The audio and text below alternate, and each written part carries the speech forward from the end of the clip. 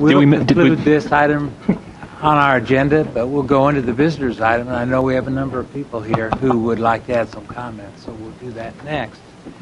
So I will move into our item on visitors, and if you've not filled out a card, Pam Schmidt has those for you, and I'll just let you start calling the people, and make sure you stay within your 5 minutes if you would. You'll see the timers in a couple of different places. Is the timer, where's the other? There's there's one there and one up here. Okay. Did we forget to thank anybody? Beg your pardon? Did we forget to thank anybody? I don't think we probably have forgotten to do that. Okay, Mayor, our first speaker then will be Max Stauffer. All right. And please just state your address, name and address when you get up there, Barbara. My name is Max Stauffer. I'm an Eagle Scout and the chief of Yanish chapter of the Order of the Arrow. We are Boy Scouts National Honor Society, and we consider ourselves a brotherhood of cheerful service. I can't tell you how excited I am when Councilman Omar approached us with this fantastic opportunity. And after council, with our chapter's advisor, I'm happy to announce that the Yanish chapter will be honored to assist in the tree the town to whatever extent the town will allow us. I can assure you, after helping helping clear hundreds of acres of cedar with the National Forest Service in one of the country's largest service projects involving scouts 2 summers ago at Mark Twain National Forest, that the Yanish chapter's nearly 600 members are a significant workforce. It is also clear the opportunities for our scouts are just as vast as the opportunities for the city in this program.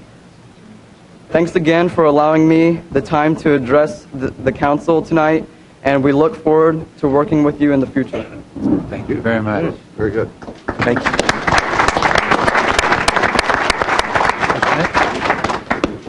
The next speaker is Kenan Brandis. Good evening, Council, Mayor, City staff. My name is Kenan Brandis. I live at 1324 Mackey Drive. I wanted to come up tonight and speak in support of this initiative. First thing I'd like to do is commend Councilman Omar for pulling this project together. It's very difficult to accomplish any large project without a good plan. It looks like we have a good start here, and I look forward to the benefits we should reap from this initiative. As we've seen, this program offers it's a multifaceted program where cities and our neighborhoods will definitely benefit from this.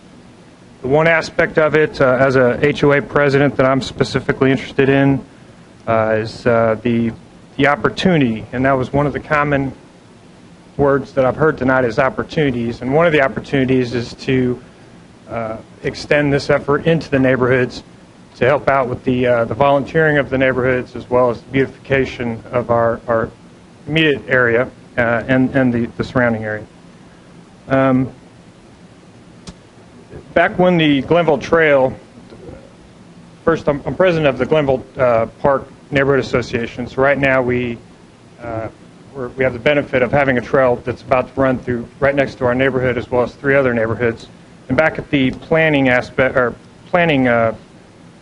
portion of the project, I attended the meetings and specifically asked about the opportunities of adding trees or even wildflowers to the area along the trail. Initially, I was met with opposition that Encore does not allow that. It sounds like there have been some previous discussions in regards to that, and it just sort of sounded like that's just not something that they do. That's fine. I understand that. But I still continue to ask about that. What are the opportunities? Have we spoken to Encore? So I'm really happy to see. I don't know who Barry is in the audience, but I'm really happy to see that that we've been able to at least come to some sort of discussion.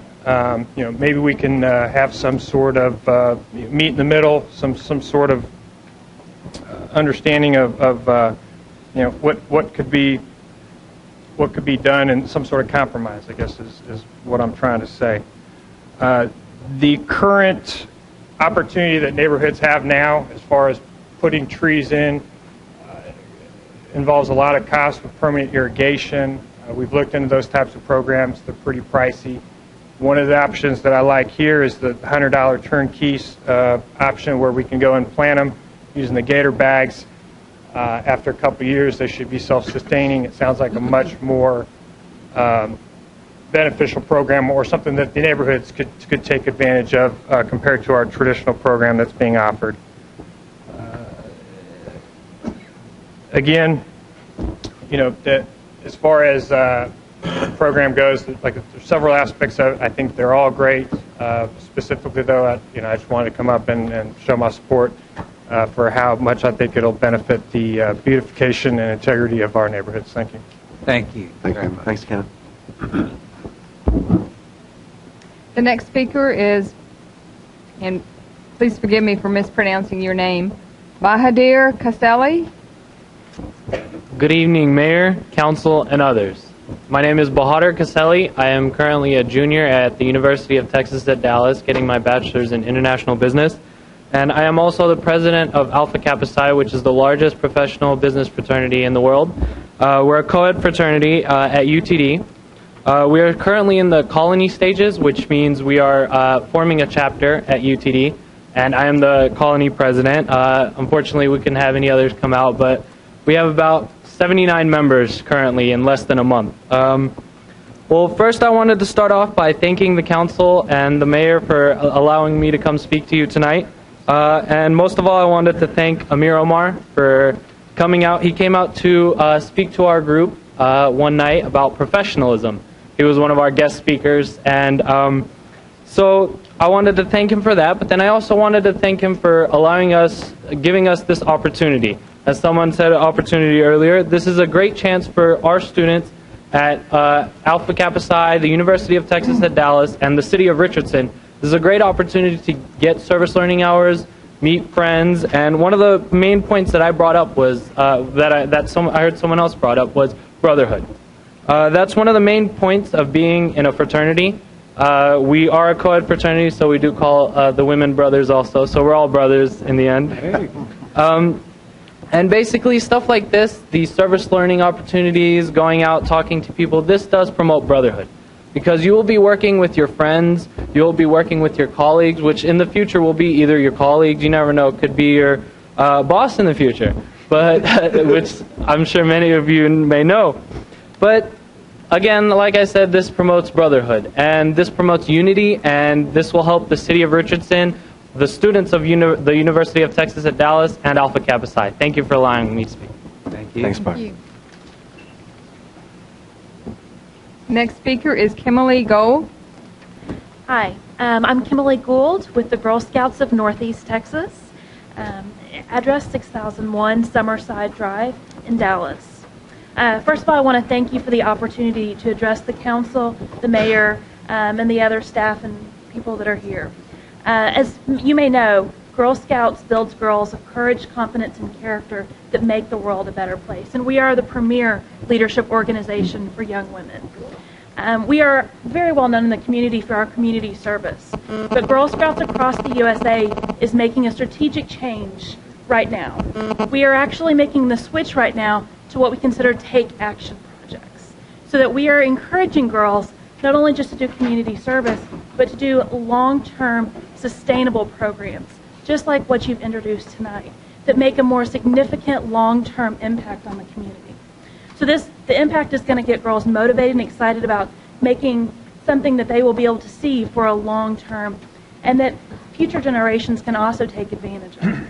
This really encourages girls to think bigger and outside of themselves and just in their local neighborhoods, but think about the global community. And to also make changes so that these problems don't keep reoccurring. I know we look at pollution and other things like this, so it really, like I said, gives them a big picture concept and makes changes in the world in a more meaningful way. So in the past, what we may have told girls to do is to go out and plant a cute little flower garden. So now what we want to do is have the girls go out and study the environmental impact. We've talked about the watering and the things like that, and we've had great little projects out at camp where they think it's a great idea to plant flowers, and suddenly then they go in their cabin and they get the bee sting and realize, you know, maybe we didn't do a good environmental impact. So I love the fact that this is going to be a great educational tool